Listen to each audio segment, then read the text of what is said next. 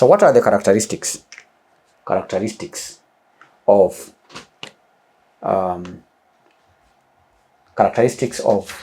VAT refund. Characteristics. What are the characteristics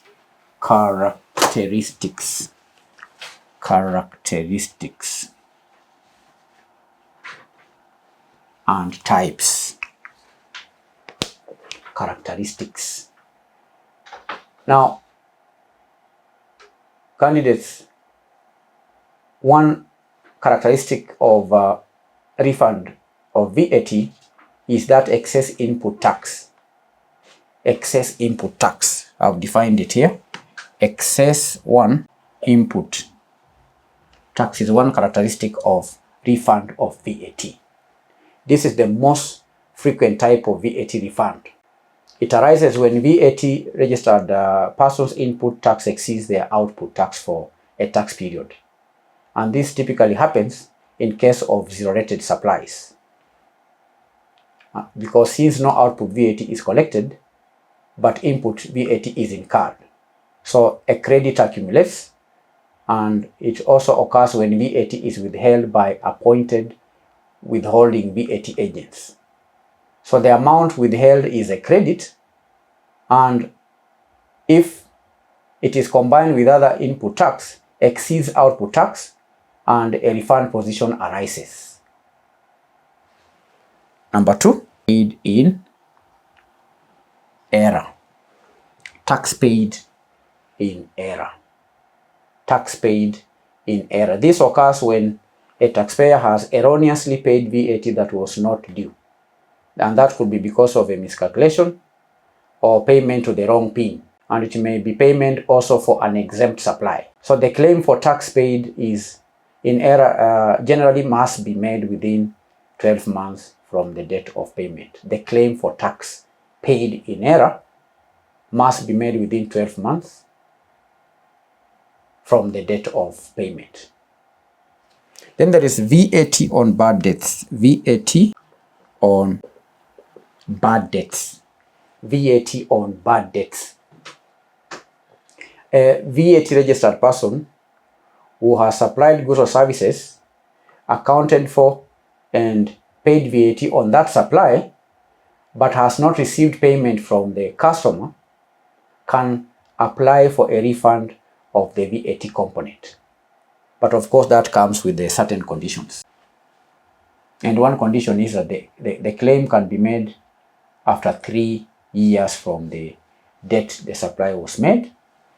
Another condition is that the claim must be made within 5 years from the date of the supply.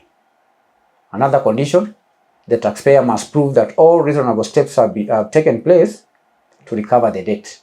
And finally, an application is also allowed if the customer has been declared insolvent or placed under statutory management. So if the refund is granted and the taxpayer later on recovers part or all the debt, the VAT portion must be repaid to the Kenya Revenue Authority. Then another characteristic of refund of VAT is capital goods. Capital. We must say something about the capital goods or investment refunds. Capital goods to investment refunds. Now, while not a distinct type of refund, businesses making significant capital investments where a large amount of input tax is incurred before substantial output VAT is generated may find themselves in a refund position. So these are the types of refund of VAT.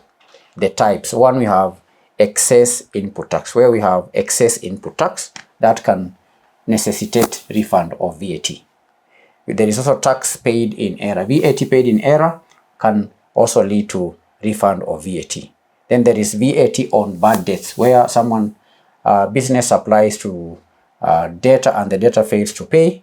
That can be the VAT that is incurred there can also be refunded, but there are certain strict conditions that must be met before that refund request is granted. Then lastly, we have capital goods or investment refunds. So that's all candidates for remission, rebate, and refund of VAT. And of course, VAT refund process, you all know, can be just done on the iTax platform, KRS iTax platform. The taxpayer must file their monthly VAT3 return via iTax, clearly indicating the VAT refund amount. Then the taxpayer can lodge a form of VAT refund application on the iTax platform, selecting the refund type and providing details. Of course, the taxpayer has also to provide supporting documentations.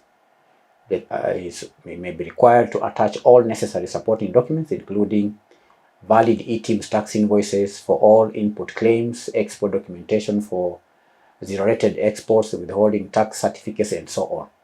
After that is done, after filing and applying and attaching the supporting documents, then KRA processes and verifies the application.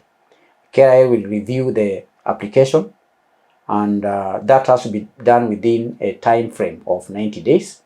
Then the Tax Procedures Act, we also know, states that KRA shall ascertain and determine any application within 90 days. And first-time claimants or high-value claims may be subjected to a prepayment audit or verification. Then lastly, if KRA fails to process an approved refund within 6 months, the taxpayer can apply to offset the refund against other outstanding tax liabilities, like income tax, like payee, or even future tax liabilities. But if approved, then the refund is paid to the taxpayer's bank account or used to offset other tax debts or liabilities. So that's the process of applying for refunds in Kenya. But there are also challenges with refunds. In Kenya, candidates historically, VAT refunds have been a significant point of contention between taxpayers and KRA, with delays impacting business cash flows, especially exporters.